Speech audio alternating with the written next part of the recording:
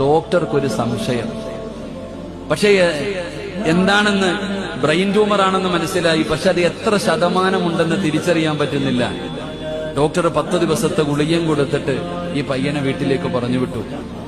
എന്റെ അടുത്ത് വന്നു വല്ലാത്ത സങ്കടം പറഞ്ഞു. ഞാൻ പറഞ്ഞു, മനസ്സിനൊരു സമാധാനം കിട്ടാൻ മഹാന്മാരുടെ ഖബറുകൾ സിയാറത്ത് ചെയ്ത് ഏർവാടി പോയിട്ട് വരാൻ പറഞ്ഞു. അങ്ങനെ ഏർവാടിയിൽ പോയി സിയാറത്തെല്ലാം കഴിഞ്ഞു മടങ്ങി വന്നു.